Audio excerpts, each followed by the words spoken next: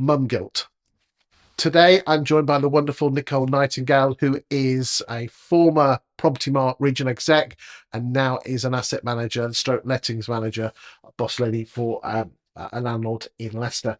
Um, Before we switch the cameras on, Nicole, you were talking to me about mum guilt. Hmm. Now, I just want to say for the record, if you were a man, I would not be asking this question.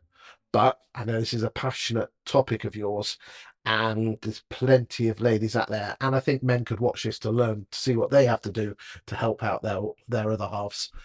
Talk to me about your mum guilt.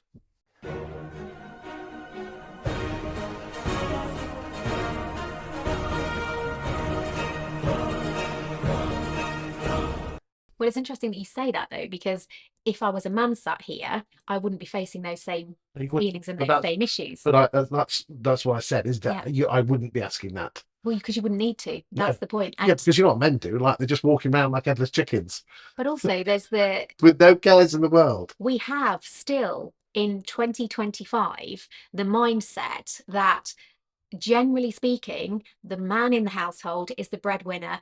He's the one that has the more responsible position. It's his career that carries more weight and is more important and more valuable. And actually, in most of my relationships, that hasn't been the case. I've been the major breadwinner.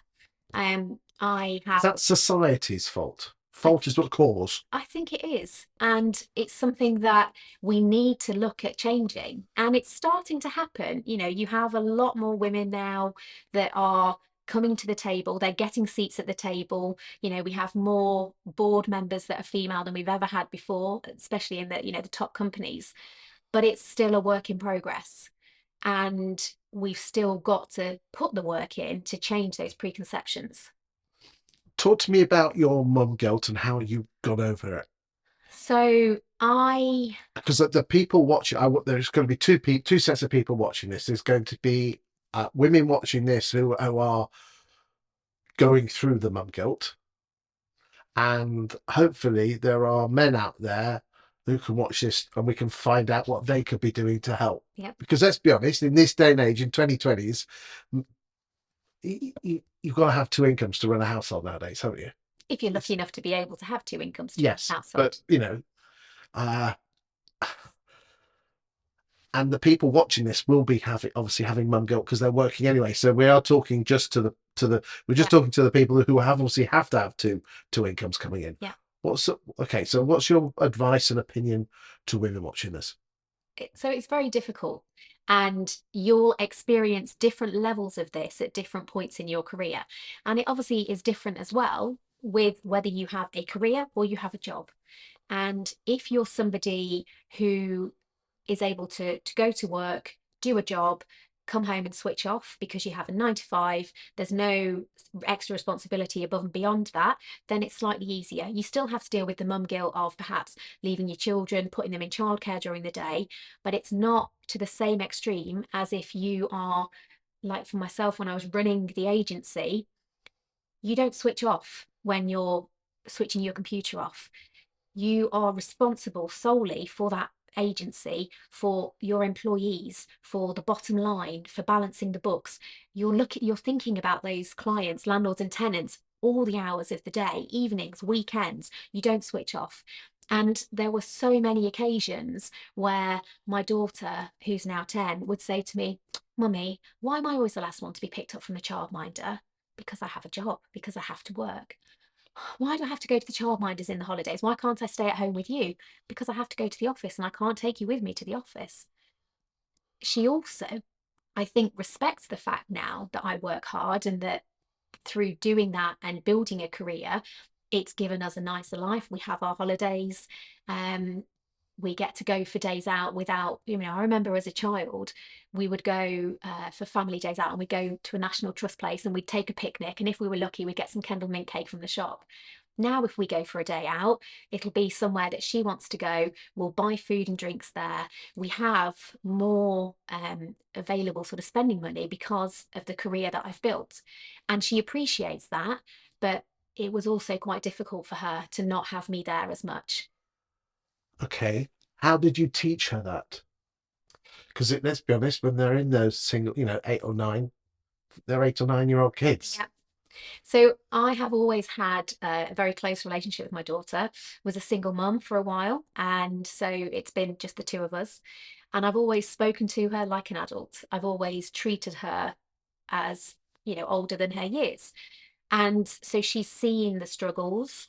I have taken her along to meetings with me sometimes where it's been appropriate. She's come out with me when I've been doing take-ons of properties, empty properties, and we've turned it into a game where, I'll try and take the photos and she'll photobomb them, and just try to show her what I do, and then teach her that me going out and earning that money then means that we can have those extra treats that she enjoys.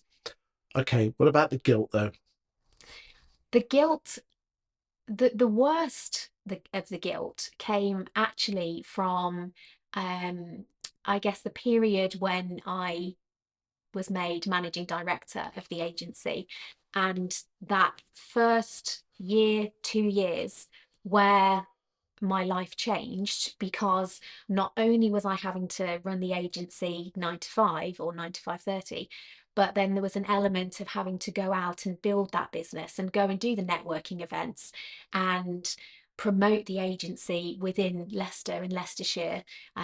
There were conferences when I was as the regional rep. There were overnight stays for going to the regional reps meetings, and that's when I faced more criticism from friends and family members for leaving my daughter.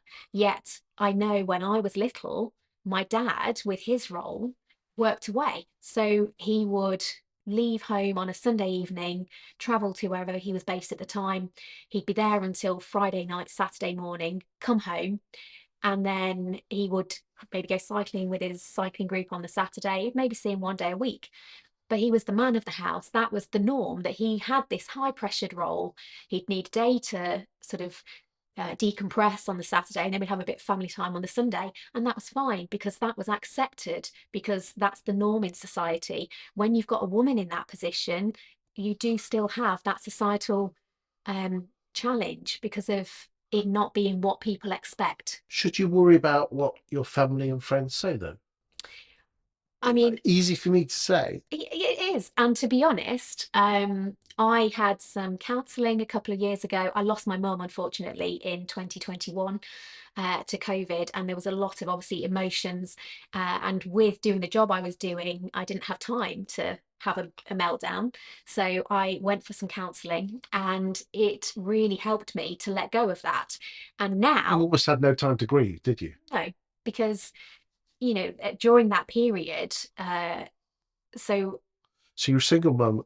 You lost your mum. yeah, to split from my husband. So as we went into 2020, COVID hit. I had to get the agency through that. Um, my marriage ended at the start of 2020. Had to go through the process of trying to buy my husband out of the house to keep a house for me and my daughter. And then in 2021, lost my mum. So it was a very difficult couple of years. And I still turned up every day at that agency, kept that door open. And at the same time, you were being criticised by your other family members.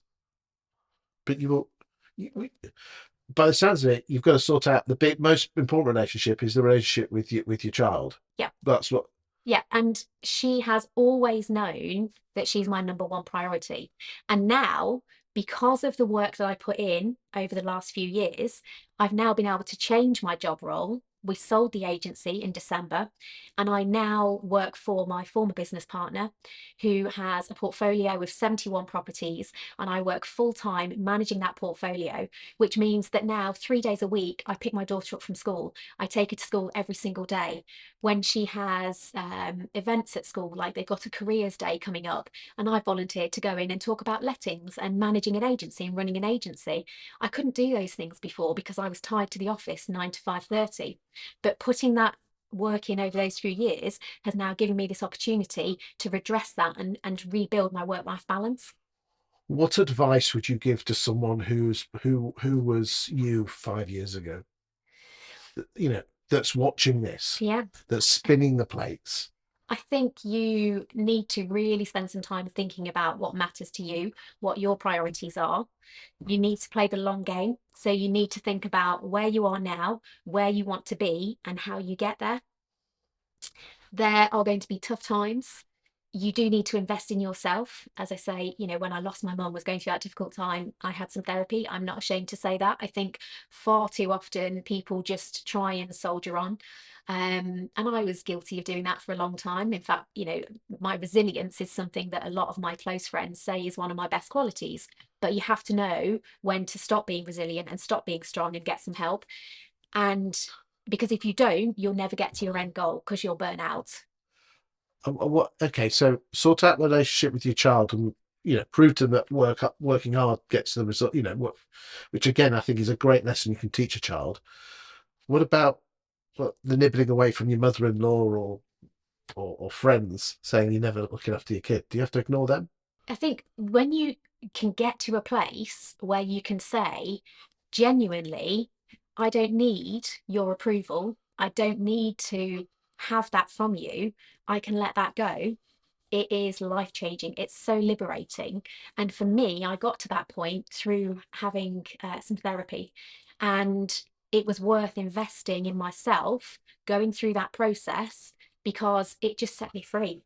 Do you think an awful lot of women beat themselves up because of it, because of the social? Yes, because we are trying to have it all. And, you think back even, one, two generations, that wasn't the case. I know when I was young, my mum didn't work at all when I was at primary school. Then she started, as we got a bit older, she had some sort of temping jobs and part-time jobs. It wasn't till I was at 11 and went to secondary school that she went back to work full time. In this day and age, we can't do that. No. As you said earlier, you need two incomes. Final piece of advice, and I know, as I said, your husband was out of the picture by this time, but what advice would you give to men watching this, who have another half who are quite obviously on a career path and spinning the plates of mum guilt? I think communication is key. You need to speak to your partner and find out what they want to do with their career. You need to talk about what you want to do with yours, and you need to make sure that the two can line up, because you can't have two people that are both very career driven, both very focused on that, unless you've got a plan of how you're going to fill that void. So, do you have a family support network around you? Do you have really good childcare available? How are you going to make that work? Because if you don't have those discussions and put those plans in place and those building blocks in place, it's never going to work. Something is going to have to give. We were blessed with children, but one thing that certainly has changed my relationship with my wife is the book Men Are From Mars and Women Are From Venus. I don't know if you've read the book yourself, I but have. it's a fantastic book, and it makes you realize how the other sex think and act. And it's been, and especially when I switch my brain on, which is not very often, but when I do, and I realize why my wife is acting the way, I can be more compassionate and aware of why she says what she says. And Nicole, thank you for your time today. It's been very insightful, and I hope you found that really insightful as well. Thank you for your time.